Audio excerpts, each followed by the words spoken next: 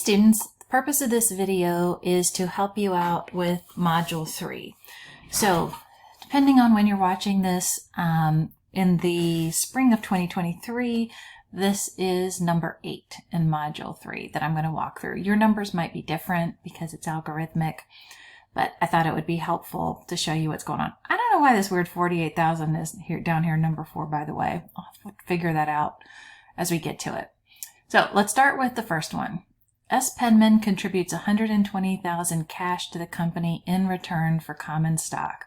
At the same time, he's lending the company $66,000. So remember, Penman is a person. The company they're watching is Ani Foods. We're doing all of this from the perspective of Ani Foods. Right, so Ani Foods has received cash. So we've got $120,000 more in cash related to the common stock, plus the $66,000 that we're getting in the form of a loan. So the total of those two together are $186,000. So remember, everything has at least two impacts. So let's just start with the fact that we issued stock to S. Penman. So in contributed capital, we're going to show an increase in stock because now we have $120,000 in common stock outstanding. But we've also received that loan of $66,000, so we'll increase our liabilities. So right now, if we did nothing else, our balance sheet would show that we owe $66,000 to Penman, and that Penman also owns $120,000 of our common stock, leaving us also with $186,000 in cash. None of these transactions impact the income statement. Let's go ahead and pull the accounts that are associated with this. So our cash asset's obviously going to be cash. Our liability is a note payable. Now you may ask yourself, why not an accounts payable? Accounts payable tend to be trade related, usually with some type of vendor. A note payable usually has a little bit more structure to it, has interest sometimes, due in a longer amount of time, etc. So they use the word note up here in number 1. So we know it's a note payable and we know it's not involved in vendors. And then under contributed capital, I am going to choose common stock. Number 2, the company's purchased equipment in the amount of $60,000, paying $12,000 in cash and signing a note for the rest. Again, we see that word note, so we know we're going to have a liability that's a note payable, not an account payable. So let's start figuring out what our impacts are. Well, we have more equipment, and that is a non-cash asset, and it's worth $60,000. I'm not going to put that as an expense because in theory, I'll use this equipment longer than a month or longer than a year. I've paid $12,000, so I'm going to subtract $12,000 from my cash, and I've increased my liabilities for the difference. So $60,000 minus $12,000 is $48,000. Now I'll fill in the accounts. Got more notes payable. I've got on my non-cash asset, I have equipment that I've purchased. Let's see if I can find equipment. Let's see. What account? Okay, the account that we're going to, not depreciation expense, is net PPE. You might not be familiar with those letters. PPE stands for property, plant, and equipment. The reason you see the word net there will become more clear when we get to chapters around depreciation and accumulated depreciation. But just know for now, we're going to call that net PP&E. And then obviously, our cash asset is going to impact cash. Number 3, the company purchased inventory for $96,000 in cash in March. So remember what I tell you. Always, if there is a cash component, start there because it's the easiest to think about. I've paid $96,000 in cash, so I'm going to decrease cash, $96,000, and I'll choose the cash account. I have a non-cash asset now that I've brought in, and it's inventory that I'm going to use to sell to my customers. So I'm going to increase that inventory $96,000. I'll choose the inventory account. Again, nothing's happened on the income statement yet. One thing I want to point out, and one of the students mentioned this, and I wish I could draw a line right here to help you guys mentally. Right here is the end of the balance sheet. right? So our income statement is revenue minus expense equals net income. Our balance sheet over here is our cash asset and non-cash assets. And we know that the sum of the cash assets and the non-cash assets will always equal the liabilities plus our two forms of capital, both contributed, which is where we get money from, where people are investing in us, and earned, where we have any net income coming in. All right, so back to the problem. Number 4, the company had March sales of $120,000, of which $72,000 was cash and $48,000 was on credit. So we've got a couple different pieces to come in here. And notice it's given us a few extra lines, and I'll have to play around with this to see how they want us to do it. First, let's bring in how much cash. Well, $72,000 of cash came in. It won't let me take that $48,000 out of there, which is so odd, because that should not be there. Okay, well, let me just keep going with it, and we just may have to come back and play with this. So I got $72,000 in cash. And what did I have to give up for that $72,000? Well, I had sales of $120,000. So I'm going to come over here to revenue, and I'm going to put in $120,000 in sales. Okay, that's what people were willing to pay me. So I'll do that in sales. So remember, they didn't pay it all to me in cash. So $72,000 in cash, the remaining, that's where the $48,000 is on credit, right? On credit means they're going to pay me in the future. So let's just pause and look at this piece of the transaction. I've increased my cash by $72,000. I've increased accounts receivable, which is saying to people, hey, folks owe me money. They owe me $48,000. Even though they didn't pay me, I finished $120,000 in sales. So that means that $120,000 worth of sales happened this month, right? People came in, they got their goods, and they left. And this is what they were willing to pay me for it, even if they're paying me in the future. Now, the second half of that is we're also going to have an impact to the fact that we've sold some goods. Let's go back up and look.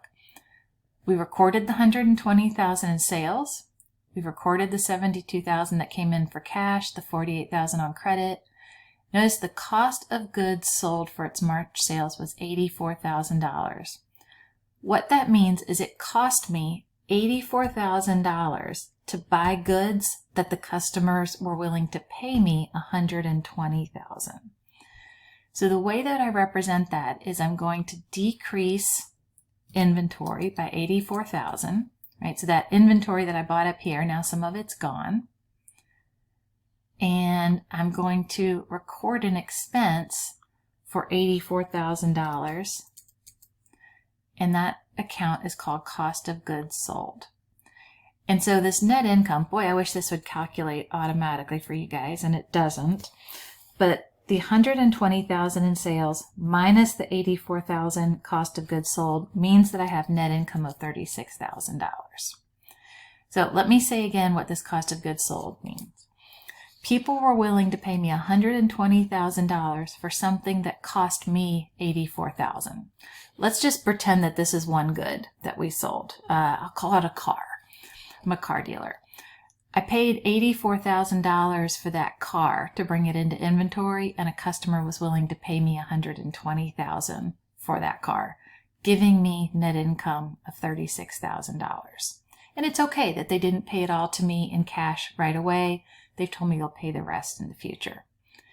Now, remember, anytime we impact this income statement, it's going to impact the earned capital. So we know revenue increases earned capital, expenses decrease earned capital, just like that gets us to the net income number. So I can do $36,000 in the earned capital, and the account that impacts, we call that retained earnings. Okay, that was a complex one. Let's go to number 5. The company purchased future advertising time from a local radio station for $12,000 in cash. Okay, before we even get into the complexity of this, let's just punch in cash, because we know we gave up $12,000. Boom, we've got half of it done. Now let's go back and reread it. We've purchased future advertising time. Okay, remember, if I'm not using it this month, it's not an expense. Instead, it's some kind of asset, right? So I'm going to have a non-cash asset that's worth $12,000, and I will call that prepaid advertising. What will make it go down? Well, if I start to actually use some of those ads this month. Oh, and look, that's what happens in number 6, because we're in the month of March. During March, 9,000 worth of radio spots purchased in transaction 5 are aired. All right, well, we've got 9,000 worth has been aired, so I'm going to decrease that prepaid advertising by $9,000. Pick the prepaid advertising account. All right, I know I've got to have a second, at least one more impact. Well, now because I've used the advertising, I'm going to call it an expense. Don't have any revenue in this line item, so I'm going to have a negative net income or net loss just for this transaction. And we will reflect that as a decrease in earned capital, choosing the retained earnings account.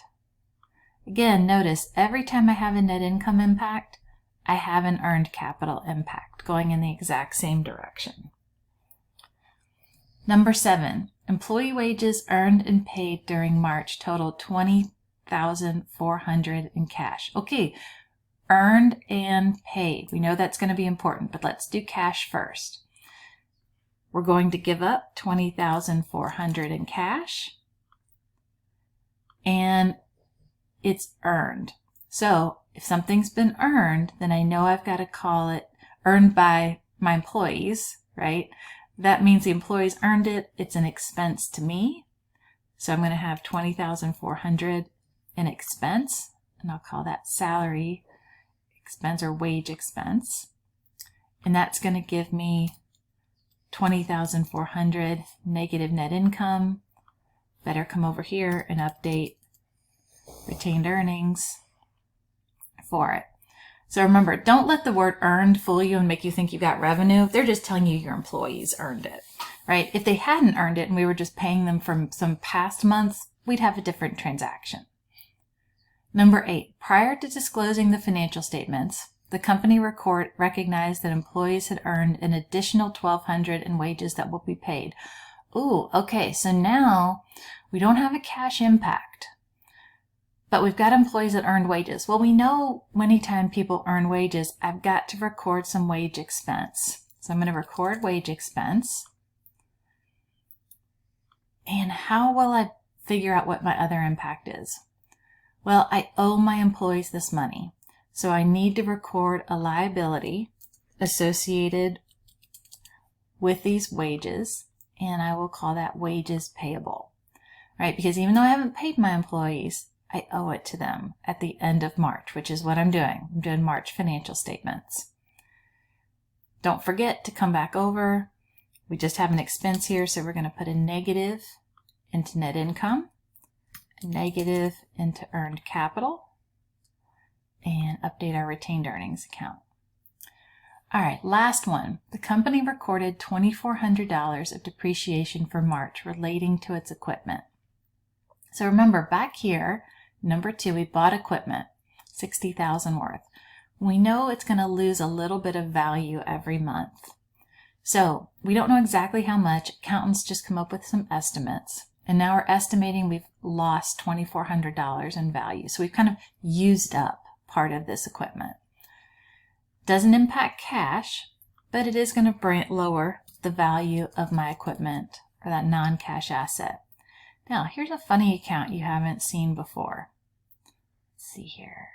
Oh, we're using net PP&E. You'll see in future chapters where we use an account called accumulated depreciation, and the sum of our equipment and our accumulated depreciation equals net PP&E. We're just using the net PP&E account here. It gets to the same place. But we do have an expense, right? We used part of this equipment. We need to show the expense, and we call that depreciation expense. I'll put in negative net income, come over, update my retained earnings account, And let's do a check and see if it works.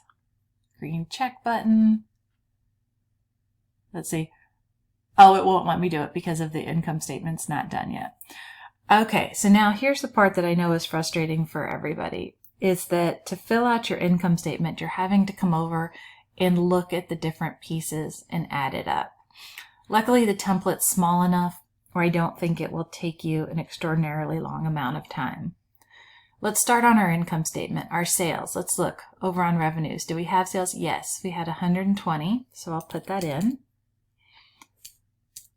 Cost of goods sold, remember that's an expense, so I'm going to put in $84,000. Notice that I still record it as a positive number, even though it's an expense. That's because the way we read these charts is that we only put them in as negative if they're opposite their normal balance, right? And we normally have expense and cost of goods sold, so we're not going to show it as negative. The difference between those two numbers is called gross profit. So that means we've earned sales of 120,000, cost of goods sold of 84. The difference between the two is gross profit. Gross profit is a subtotal. It's not something you're getting up above, although you do see it in this column that was also doing that math. Again, we pulled in sales, we pulled in cost of goods sold. The difference between the two is gross profit. For advertising expense, I go up and I see, oh, I forgot to put the advertising expense account there. Got $9,000 in advertising expense. Wage expense, I had two transactions, the $20,400 and the $1,200. So the sum of those two is going to be $21,600. And depreciation expense of $2,400. And look, see, I already messed up my own math. That goes in as a positive, right, into the expense column. It's only in the net income. It was negative.